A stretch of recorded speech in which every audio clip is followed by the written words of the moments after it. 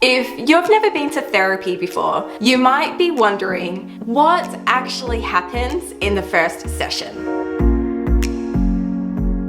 Hey there, I'm Sam. I'm an online counsellor for INFJs, introverts, and empaths. If you're an introvert and you've been thinking about therapy, I understand that you might have some hesitation about actually starting, because I know for me as an introvert and an INFJ, I like to know exactly what is going to happen. I like to know the whole plan. I like to know what happens from point A to point Z, before I actually begin something. And so in today's video, I want to just share a little bit about what you can expect in your first counselling session. Keeping in mind, this is what happens in a counselling session with me. I can't speak on behalf of other therapists. I'm sure that if you see a different therapist, their approach is probably going to be different. So this is what happens in my counselling sessions. With that first counselling session, firstly, I've already if you came to see me, I would have already met you. So I offer a free 15-minute inquiry call,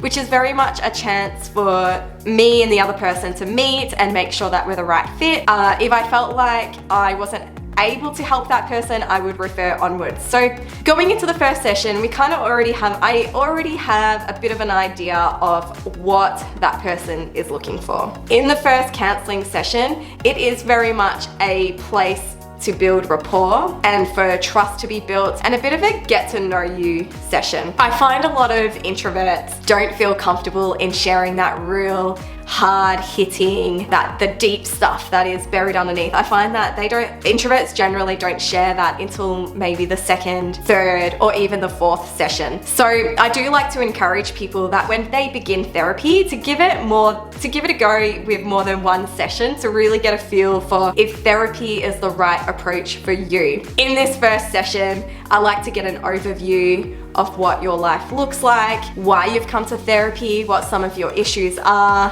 I like to get an idea of your family situation, your living situation, if you have a partner, if you don't have a partner, if you have children, if you don't have children. So very much getting to know that overall picture. It's also a chance for me or your therapist to understand and know what some of your coping strategies are. So what is it that you use when things get tough, when you are spiraling? What do you do? Do you turn to journaling? Do you turn to yoga? Do you drink alcohol? Do you overeat? We all have our different coping strategies, and it's important to get an understanding on what they are for you, what they look like, because I know for me that if we were going to start unveiling some of these bigger issues, I would want to know that after the therapy session, you have something that you can turn to and lean on. And if you don't have something to turn to and lean on, if you don't have a healthy coping strategy, we tend to talk about that in the first session. I might suggest a few things such as some mindfulness techniques, or I might talk about a topic called the window of tolerance. I generally send some reading, some information for people to look over at the end of the session, and we just explore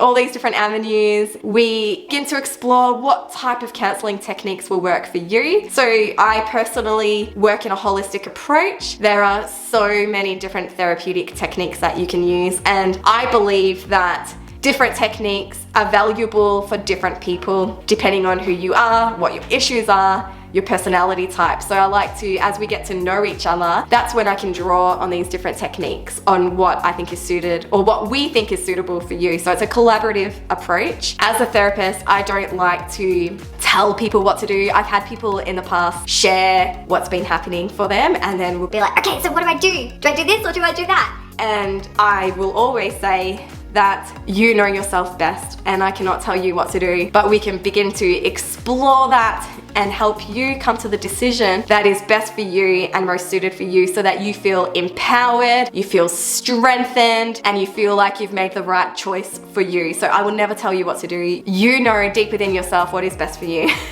and that is not my place to tell you. But I may teach you and provide education on how you can lean on better coping techniques. So I hope that answers your question on what happens in that first counselling session. Every person that I have ever provided counseling for, even the ones that have told me that they are so resistant to counseling, that they don't think it's going to work, they have all told me that after that first session, they feel like a weight has come off their shoulders, that they feel like their mind is clearer, that they feel empowered to take the next steps in their life, and most of them are very excited to come back for that second session. And when I say most, I mean sometimes they're not excited because therapy can be hard. It can be hard, I'm not gonna lie. It depends on what you're going to therapy for. If you would like to book an inquiry call with me, then please check out the link below. I would love to chat with you. I can see people worldwide except for America and Canada.